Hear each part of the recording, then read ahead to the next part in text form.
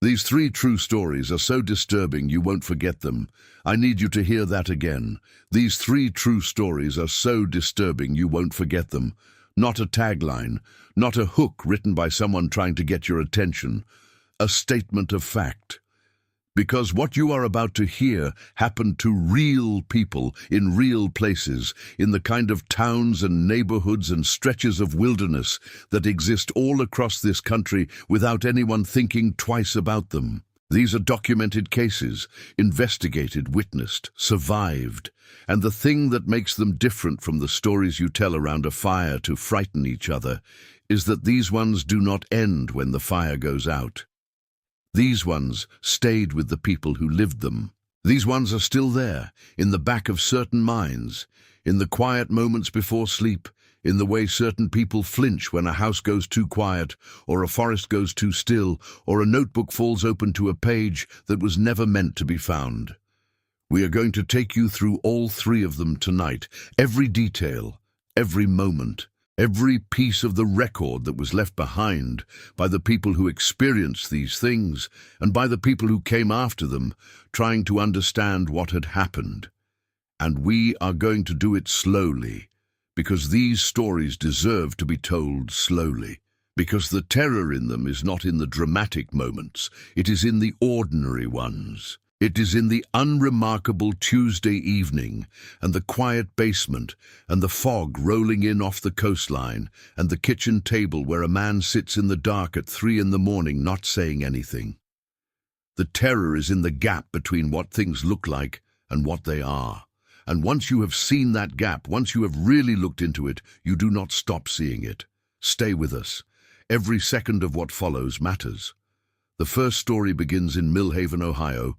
If you have never heard of Millhaven, that is not an accident. It is the kind of town that exists at the margins of everything, 40 minutes southeast of Columbus, on roads that do not appear on most GPS systems, the kind of place where the gas station closes at 9 and the diner has not changed its menu since 1987, and the houses on the residential streets have been occupied by the same families for so long that the town itself has a kind of memory, an accumulated weight of years and people and things that happened and were absorbed and were never quite forgotten.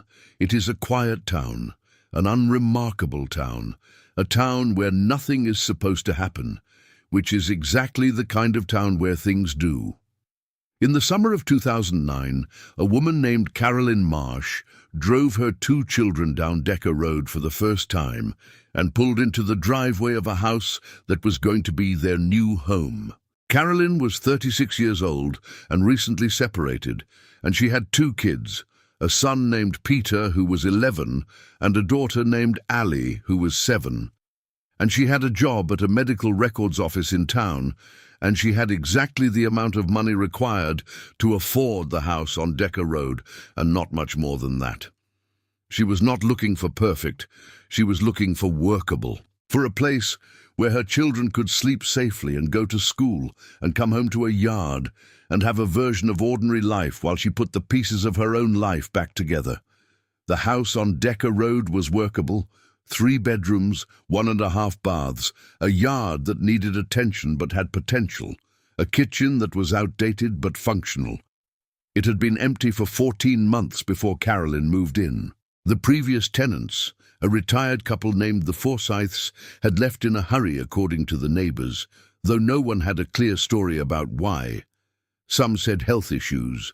The husband needed to be closer to family. Some said a dispute with the landlord. Most just shrugged.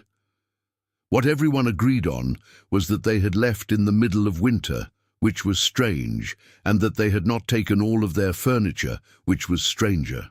When Carolyn toured the house the first time, there were still chairs in the back bedroom, a small wooden table in the basement, a row of coat hooks by the side door with a single jacket still hanging from the farthest one. She took the house anyway. The first month was fine, normal. Carolyn settled in and enrolled the kids in school and learned the layout of the town and found the grocery store and the pharmacy and the quickest route to work. Peter made a friend on the first day of school, a boy named Danny, who lived 3 streets over and who would become a fixture in their house for the next 2 years. Ali was quieter about the adjustment, the way younger children sometimes are, absorbing the new environment without commenting on it, watching and processing before speaking. The house had drafts, and the plumbing made sounds at night that took some getting used to, and the basement had a smell that Carolyn associated with old houses everywhere, damp and mineral and slightly sweet in a way that was unpleasant without being alarming. These were old house problems. Carolyn had grown up in old houses and knew how to live with them. She painted the living room on a Saturday in August while the kids were at the neighbor's pool. She planted flowers along the front walk the following weekend. She told her sister on the phone that for the first time in what felt like years, she could imagine things being okay. That was the word she used. Okay. Not wonderful, not transformed. Just okay, which after everything that had happened felt like more than enough. It was in the second month that Ali began to talk about the man in the basement. Carolyn's first response was exactly what you would expect from an exhausted single mother who has a 7-year-old with an active imagination and a basement full of unpacked boxes. She classified it as an imaginary friend, or a dream that had not fully separated itself from waking life, or both. She took Ali downstairs and showed her the basement in its entirety. The washer, the dryer, the wooden table left behind by whoever had lived here before, the boxes waiting to be opened, the water heater in the far corner of the room, the exposed pipes overhead, the single bare bulb that threw harsh shadows in every direction. She said, "See, there is nothing here, just our things, just the house." Ali stood at the bottom of the stairs and looked at the corner behind the water heater and said, quietly and with no particular emphasis, that the man was standing right there. Carolyn looked at the corner. She saw the water heater. She saw the shadow it cast. She saw nothing else. She took Ali's hand and led her back upstairs and did not think much more about it that evening. But Ali did not stop. Not every day. Not in an escalating, panicked way that suggested a child becoming consumed by a fear. More in the way that a child mentions something they have noticed, the way they might mention that the neighbor has a new car, or that there is a bird that keeps sitting on the fence in the backyard. Casual, factual, the man in the basement. She described him consistently, tall and thin, grey hair standing in the corner, not saying anything, just standing there. Once she mentioned that he had waved at her from the bottom of the stairs when she had gone down to get a toy she had left near the dryer. Carolyn responded to this with the firm, gentle logic that tired single mothers develop when they are trying to hold the line between taking their children seriously and not reinforcing something that is probably just a childhood phase. "There is no man in the basement," she said. "It is shadows. Do not go down there alone. If you are having scary thoughts at night, we can talk to someone about it." She had not yet heard about Leonard Crane. That conversation happened on a Tuesday afternoon in October, 6 weeks after they moved in. Carolyn had run into her neighbor, Dot Halverson, at the hardware store. Dot was 63, had lived on Decker Road for 32 years, knew everything and everyone on the street with the comprehensive knowledge of someone who had simply been paying attention for decades. They had spoken a few times before, the polite exchanges of new neighbor and established resident, nothing deep. But when Carolyn mentioned Ali's imaginary friend in passing, laughing slightly, Dot's expression changed. The laugh died before it reached her eyes. She looked at Carolyn for a moment in a way that was hard to read, and then she said, "Come over for coffee sometime this week." And the way she said it made it clear it was not optional. Carolyn went over on Thursday afternoon. They sat at Dot's kitchen table, which was covered in a yellow plastic tablecloth and smelled of coffee and something baking. And Dot told her what she knew about the house on Decker Road. The Forsyths had rented it for 4 years before leaving in that sudden, incomplete way. Before the Forsyths, the house had been occupied briefly by a college student who had stayed only one semester before transferring to a school in a different state. Before the college student, the house had sat empty for almost 2 years, which was unusual in a rental market like Millhaven's, where vacancies typically filled within weeks. And before the vacancy, before the extended emptiness that preceded the college student and the Forsyths and Carolyn and her children, a man named Leonard Crane had lived in the house alone for approximately 3 years. Leonard Crane had worked a night shift at a manufacturing facility about 15 miles from Millhaven. He had moved to town in the early 90s without connections, without family in the area, without any particular social presence beyond the bare minimum of existing in a small town. The occasional trip to the grocery store, the gas station, the diner once in a while.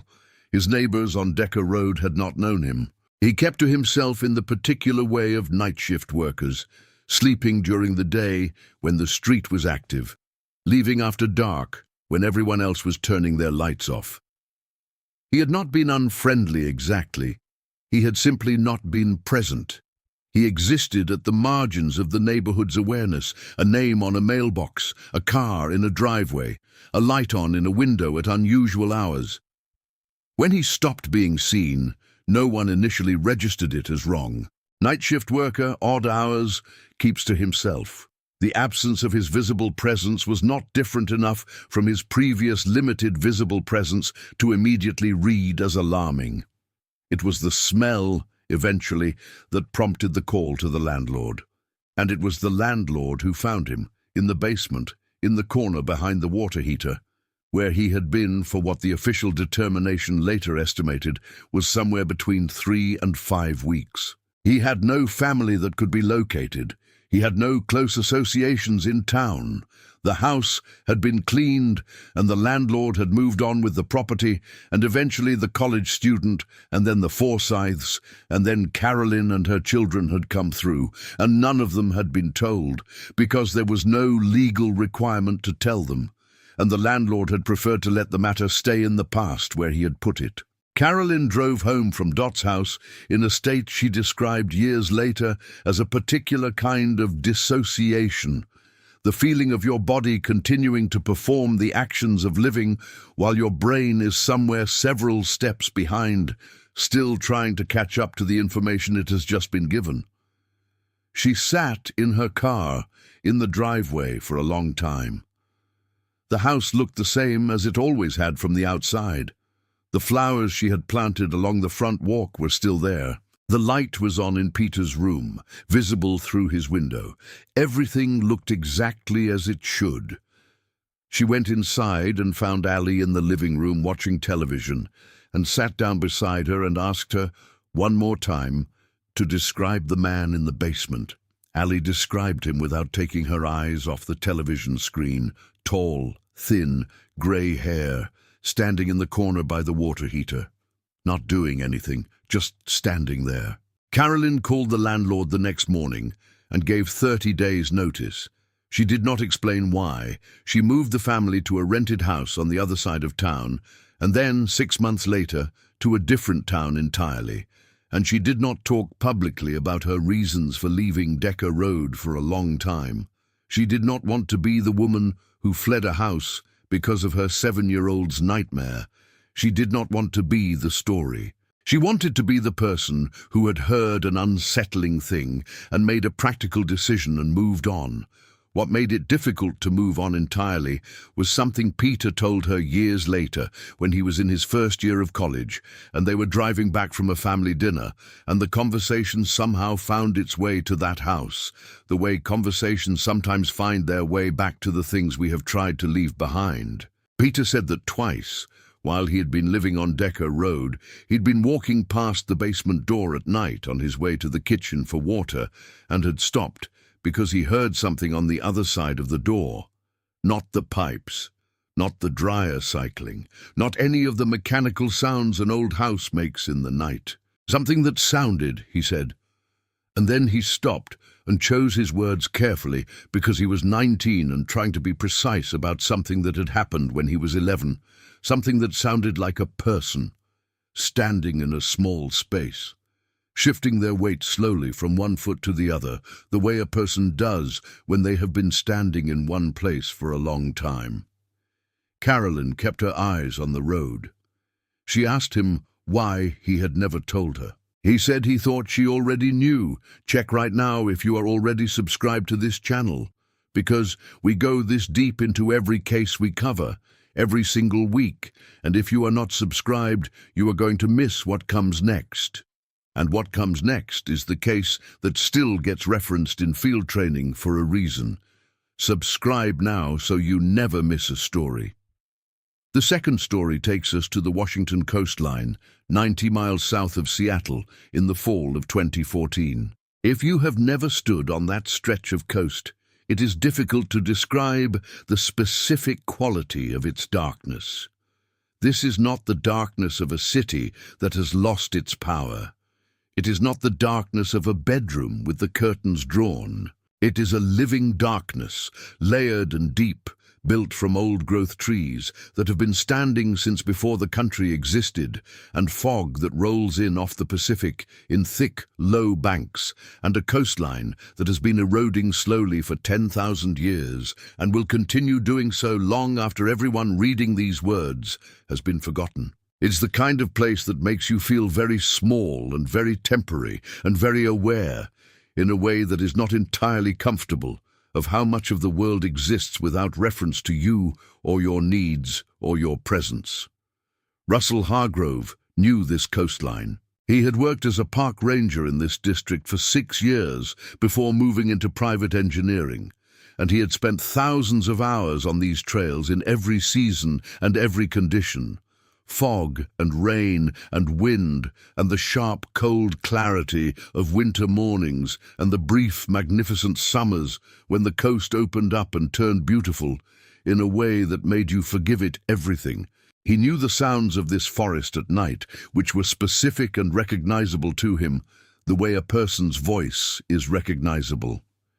He knew the movement of the wind through coastal trees, which was lower and heavier than inland wind.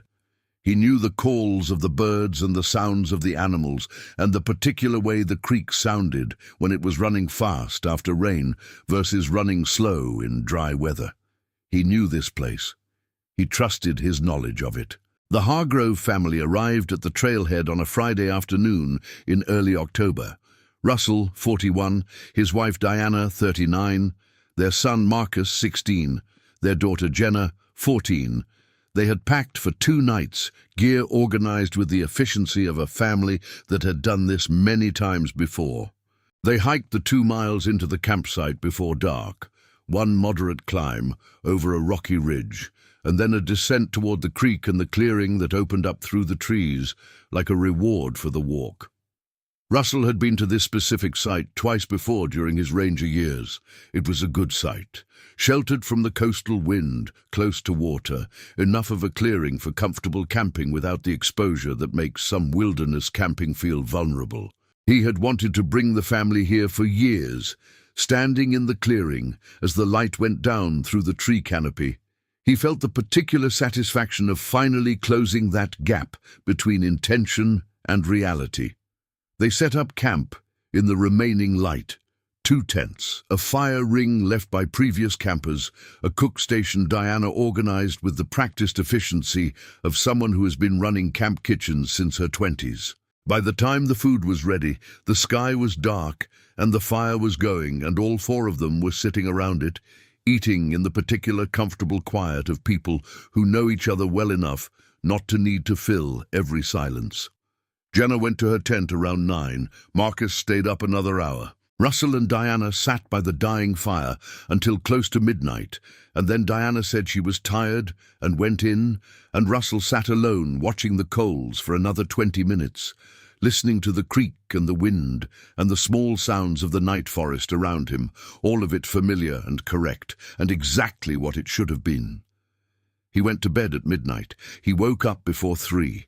He did not know immediately what had woken him. He lay still and ran the mental inventory that anyone with real wilderness experience develops automatically.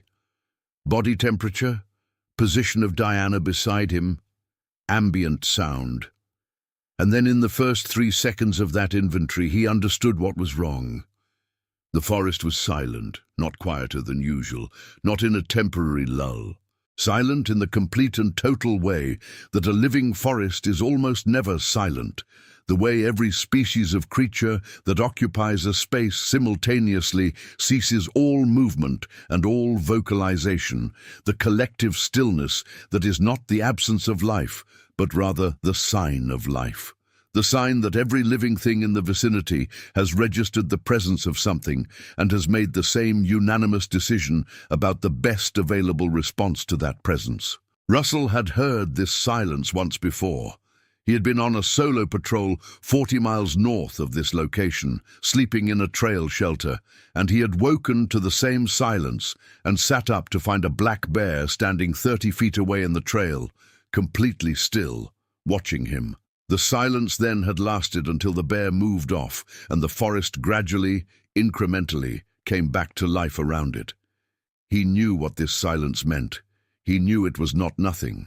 He did not wake Diana. He reached for the flashlight beside his sleeping pad and held it without turning it on, and lay still and listened to the silence for what he estimated was several minutes. Then he unzipped the tent very slowly, an inch at a time. He pushed the flap open and looked out into the clearing. The fire was completely out. The sky was overcast, providing only the faint ambient grey that an overcast night sky gives to open spaces, enough light to see shapes, but not details, enough to understand the general presence of things without understanding anything specific about them. He could see the second tent across the clearing. He could see the food storage hanging between 2 trees. He could see the rough circle of the fire ring. And he could see the tree line, the dark mass of it on 3 sides of the clearing, irregular and deep and impenetrable. He scanned it slowly, the way you learn to look in low light, using peripheral vision, moving from left to right around the perimeter. When he reached the section of tree line on the far right, about 40 feet from where he was crouching at the tent opening, he stopped. There was a figure standing at the edge of the trees. He held completely still and looked at it with the careful sideways focus of low-light observation, and tried to understand what he was seeing. It was tall. Taller than should have been possible for an animal at the edge of the tree line without being inside the canopy. It was upright in the way a person is upright, not the backward-weighted stance of a bear on its hind legs, not the crouch of any 4-legged animal making a bipedal display, but the straight, balanced, weight-centered uprightness of a human being standing on 2 legs. It was still in the way a person stands still when they are watching something and have decided not to be seen watching it, not frozen, not posed. Just still, with the quality of intentional stillness, the stillness of patience, rather than the stillness of shock. Russell did not move. The figure did not move. The forest did not make a sound. He could not determine, at that distance in that light, whether the figure was facing him or facing the campsite at large. He could not make out any features. He could not determine height with any precision, or make any judgment about clothing or any of the identifying details that you would need to begin to make sense of what you were looking at. He could only determine that something was standing at the edge of the trees in the middle of the night, in a location that was 2 miles from the nearest road and had no scheduled ranger access until Monday morning. He thought about calling out. A voice often resolves these situations. A bear moves off. A disoriented hiker responds. He opened his mouth. Something stopped him. Not a decision exactly. More like the body overriding the mind. Some accumulated reading of the situation that said, "Not yet." He closed his mouth. He kept watching. The figure kept not moving. The silence kept holding. He stayed at the tent opening for what he estimated afterward as somewhere between 10 and 20 minutes, though time had done the thing it does in situations of extreme alertness, where it loses its normal texture and becomes something elastic and unreliable. He kept his eyes on the figure, watching with the sideways focus, not letting himself look directly at it, maintaining the peripheral angle that kept it visible. And then he checked the tree line one more time, and the figure was not there. He had not seen it move. He had not heard anything. It was there, and then it was simply not there. The space it had occupied now indistinguishable from every other section of dark tree line, as if the transition had happened not in the world, but in his perception of the world, as if something had been subtracted rather than removed. He stayed at the tent opening for another 30 or 40 minutes after that, watching the full perimeter of the clearing in slow rotations. Nothing moved. Nothing changed. Somewhere around what he estimated was 4 in the morning, the forest began to come back. First one insect, then another, then the wind picking up slightly in the canopy, then the creak audible again, everything returning in the same slow tide that it had receded in. Life resuming its ordinary volume, as if the interruption had been nothing, as if nothing had caused it, as if the silence had simply happened and now was over. He went back inside and lay beside Diana until the light came. He did not sleep. At first light he crossed the clearing to the section of tree line where the figure had been standing. He crouched at the edge of the trees and looked at the ground.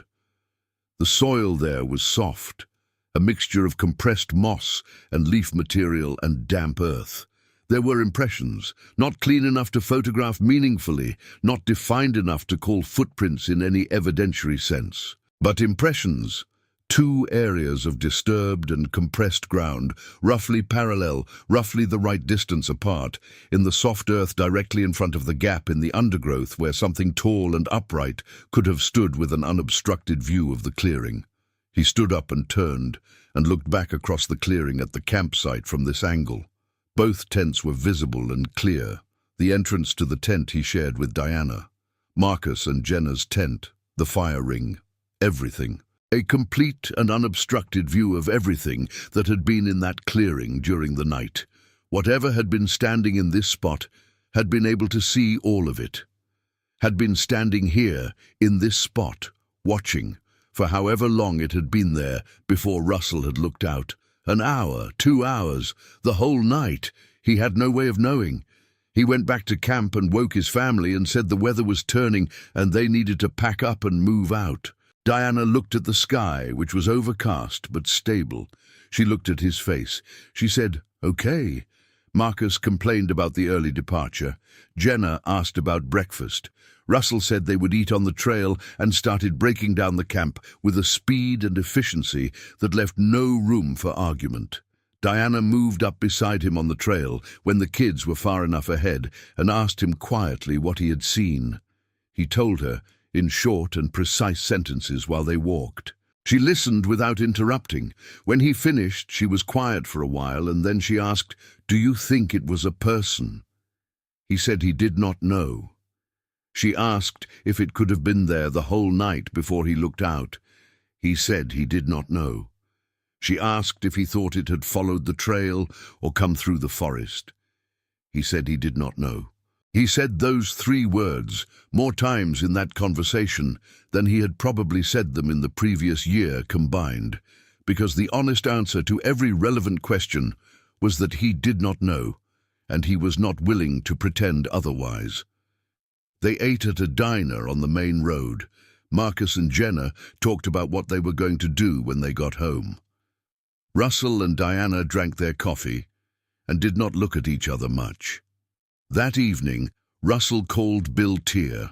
Bill had worked the coastal trails in that district since before Russell had, and knew the incident reports the way Russell knew the terrain. Russell asked him, as casually as he could, whether there had been any unusual activity reported from the area around that campsite recently. Bill went quiet, then he asked which site exactly. Russell told him. Another pause, longer this time. Then Bill said there had been a report about 3 weeks earlier. Solo hiker came down off the Northern Access Trail, made camp in the clearing for one night. In the morning, before leaving, he had filed a report at the district station. He described seeing a figure at the edge of the clearing in the night, tall, standing still. He had called out to it and received no response. He had watched it for some period of time, and then it had moved back into the trees. The working assumption in the report was a fellow hiker who had not wanted interaction, possibly someone camping off trail and avoiding contact. The report had been noted and filed, and no follow-up action had been taken. Russell thanked Bill and set his phone down and sat at the kitchen table for a very long time. The same clearing, 3 weeks apart, the same figure, the same stillness, the same disappearance without visible movement. Two separate parties, neither of whom knew the other existed, both of whom had experienced the same thing in the same location, and both of whom had left and not gone back. He sat with that, and turned it over and looked at it from multiple angles, and could not find an arrangement of it that made it into something with a clean explanation. He did not go back to that coastline.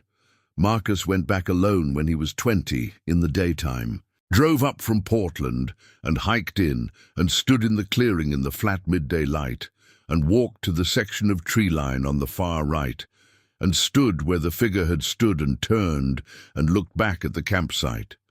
He stood there for a long time.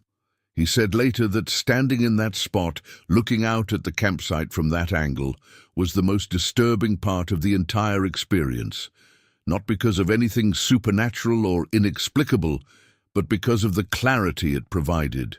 The pure, simple geometric clarity of the sightline. How visible everything was from here, how still and exposed the campsite looked from this position, the 2 tent footprints still faintly visible in the flattened grass, the old fire ring, the tree where the food had been hung, all of it right there, all of it watched. He left and drove back to Portland and did not go back again. He still photographs forests at night. Long exposures, the kind that make the darkness between the trees look like depth rather than absence. His mother says the photographs make her chest feel tight. She cannot explain why. He says he keeps taking them because there is something in that kind of darkness that he is still trying to understand, something at the very edge of what a camera can capture, almost visible, almost resolvable into something with a name. He has not found it yet. Now, before we go deeper, if something in these stories has already reached into you and taken hold, then you owe it to yourself to be here for the ones that come next. Subscribe to this channel right now. We do this every week. Real cases, real people, real darkness. You do not want to miss what is coming. The third story is the one that gets referenced in training sessions. Not because it is the most dramatic, or the most visually striking, or the one with the most obvious evidence, but because it is the most complete, because there is documentation, because there is a record of the progression, a timeline of how something that looked entirely ordinary became something that no one in that house was prepared to name until it was almost too late.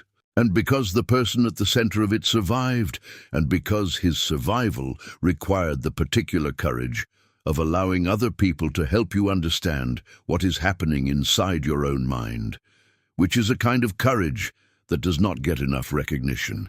The suburb of Briarfield sits about 30 miles west of Chicago. It is the kind of suburb that exists in careful equilibrium between the city and the country, close enough to the urban center that commuting is viable, far enough that the streets have trees on them and the houses have yards, and on a Saturday morning in October, the sound is not traffic, but lawn mowers and children, and the specific comfortable noise of a neighborhood that has organized itself around the assumption of stability. Carmichael Street sits in the middle of Briarfield's residential grid, unremarkable from any direction, lined with houses that all have the same general vocabulary of front porch and driveway and mailbox, and the small visual signatures of individual families: a basketball hoop, a flower bed, a flag, a welcome mat with someone's name on it. The house at the address that matters was occupied in the winter of 2017 by the Edel family. Thomas Edel was 44 years old, an engineer at a civil infrastructure firm with 15 years of tenure and a reputation for precision and dependability. His wife, Helen, was 42, a former middle school teacher who had stepped back from full-time work when their youngest was born and was in the process of moving back toward it when this story begins. They had 3 children, Sophie, 15, Cal, 12, and Rosie, 6. They had lived on Carmichael Street for 8 years. Thomas coached youth soccer on Saturday mornings. Helen organized the neighborhood food drive every November. Their neighbors described them, universally and without apparent rehearsal, as exactly what they seemed to be. A good family, a stable family, the kind of family whose presence in a neighborhood makes the neighborhood feel safer. The first indication that something was changing came from Sophie, who was paying attention in the particular way that teenagers pay attention to the emotional atmosphere of their homes. Not analytically, not with adult frameworks for understanding what they are observing, but with a sensitivity that is almost physical, a reading of subtle changes in temperature and pressure that adults have often trained themselves not to notice. She told her friend Maya in a series of text messages that autumn that her father had changed, not dramatically, not in a way that was easy to point to, just changed. He was staying up later. He was quieter at dinner. He had stopped watching football on Sundays, which he had done every weekend for as long as she could remember. He was taking long drives in the evenings, sometimes not coming back until after everyone was in bed. When Sophie asked her mother what was going on, Helen said he was under stress at work and it would pass. It did not pass. It progressed. By November, Helen was noticing things that could not be explained by work stress. Thomas was not sleeping. She would wake in the small hours and find his side of the bed empty, and go downstairs and find him at the kitchen table in the dark, sitting with both hands flat on the surface. Not on his phone, not with a drink, just sitting in the dark in the way that people sit when they are thinking about something they cannot stop thinking about and have run out of other things to do with the thought. She would ask him what was wrong. He would say nothing. She would ask if it was work. He would say no. She would sit with him for a while, and eventually he would say he was fine and they should go back to bed. She would go back to bed. He would follow, and then an hour later she would be awake again and feel the absence beside her and know he had gone back downstairs. She asked him directly in early December whether something was happening, not at work, not with money, whether something was happening that she did not know about. He looked at her with an expression she later tried many times to describe, and finally settled on the word grief. That was the closest she could get to it. He looked at her with grief and told her that she had done nothing, that she was perfect, that everything was fine. The way he said it closed the subject in a way that felt to her like watching a door being locked from the inside. December continued. Thomas came home from work and sat at the dinner table and did not eat. Helen had made his favorite meal. He sat in front of it and looked at it with the same flat, distant expression that Sophie had been watching with increasing fear from across the table for weeks. Cal was talking about school. Rosie was drawing on a napkin. Helen was doing what mothers in difficult households learn to do, running the conversation, filling the space, keeping the surface of the evening intact through sheer will.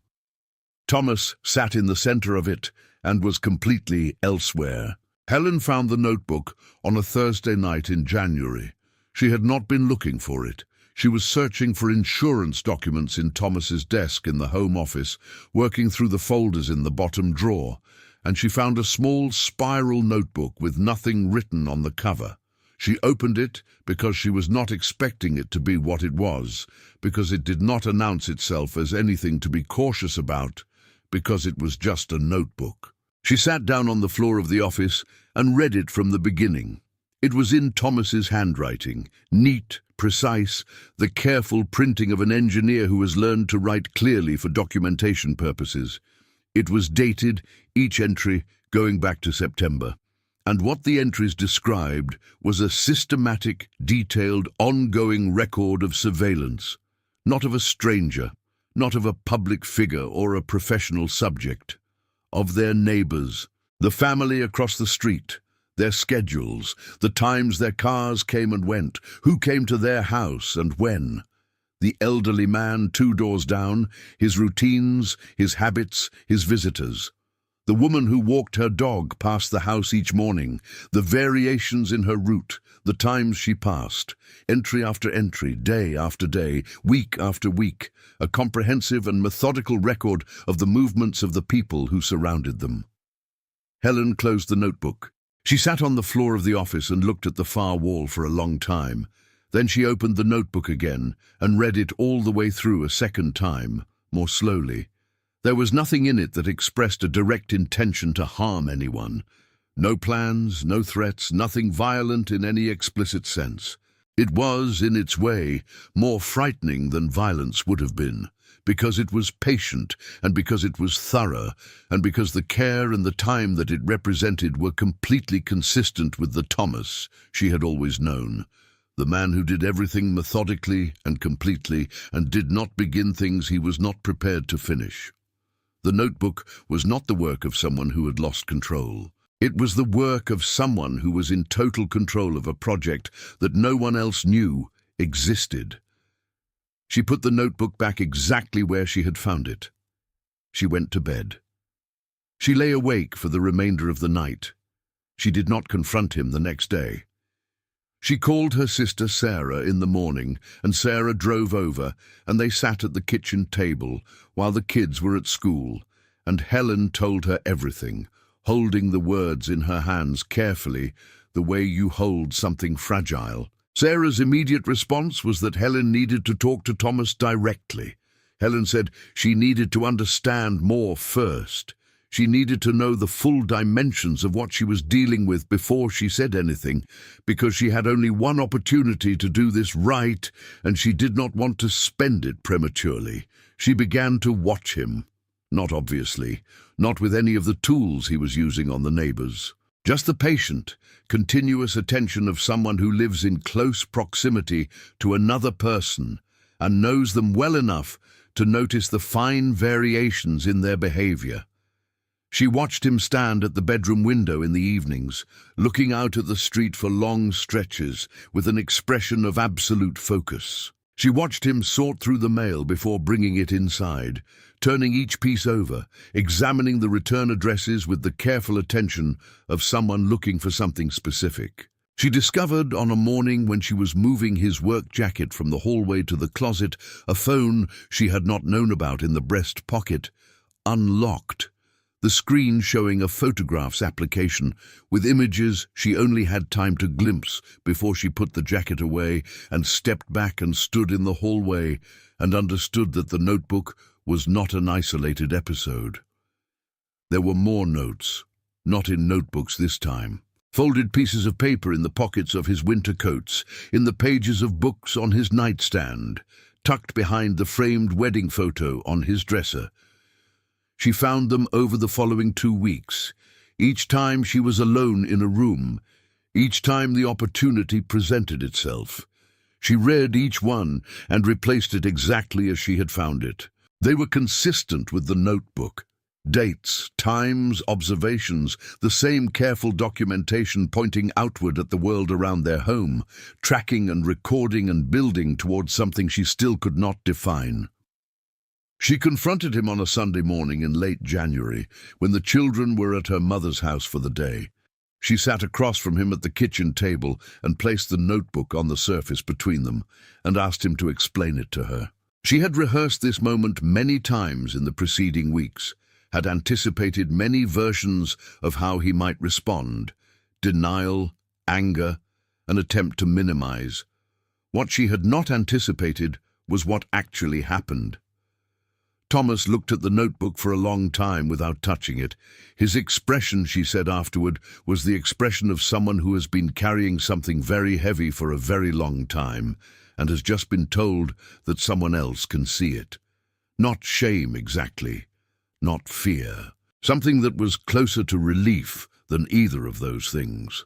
He told her he had been trying to protect them. He said that over the course of the previous months he had become certain, with a certainty he could not shake regardless of how hard he had tried, that someone in their immediate neighborhood intended harm to their family. He said he had been watching and documenting because he needed to gather enough evidence to bring to the police, enough to be taken seriously, enough to actually protect them. He said he knew, sitting there at the table with the notebook between them, that it sounded wrong. He said he knew how it looked, but the feeling, he said, that the conviction, was not something he could reason his way out of. It was simply there, solid and immovable every day when he woke up and every night when he lay awake at the kitchen table. The threat was real. He was the only one who could see it. And the only thing he knew how to do with that knowledge was to document everything and wait for the moment when the documentation would finally be enough. Helen reached across the table and covered his hands with hers, and told him, as carefully and as gently as she could, that she needed him to talk to someone. He said yes, immediately. This was the moment she held on to in the months that followed, the moment she returned to when things were hard. The yes. Not resistance, not defensiveness. Just yes, quiet and exhausted and completely sincere, the yes of someone who had been waiting to be given permission to ask for help. He saw his family doctor within the week. The doctor referred him to a psychiatric specialist. The specialist conducted comprehensive evaluations over multiple sessions and arrived at a diagnosis that explained everything Thomas had been experiencing. A condition characterized by a fixed and unshakable belief in a specific threat, resistant to logical challenge, experienced by the person who has it with the full weight and texture of absolute reality. A belief that grows gradually over months, that builds its own internal logic, that has the quality of deep conviction rather than delusion from the inside. It has a clinical name. The important thing is that it is understood, and that it responds to treatment, and that with the right combination of therapy and medication and time and support, people who have it recover. Thomas recovered. Not quickly. Not in a straight line. There were months when the family was held together by threads and will and Helen's particular brand of love, which turned out to be the kind that does not know how to stop. There were months when Sophie sat in her room at night and let herself cry about the specific grief of watching a parent become someone you do not fully recognize, and then having to watch the slow, imperfect process of them becoming themselves again. There were months when Thomas did not trust his own perceptions, when the ground of his own mind felt uncertain and unfamiliar, when he had to relearn the basic act of taking in the world around him and believing it. But he recovered. He is still on Carmichael Street, still married, still coaching soccer, though with a schedule he now manages carefully. Helen says that he is the same person he has always been, and also a completely different person, and that somehow both of those things are true simultaneously, which is perhaps the most honest thing anyone has said about what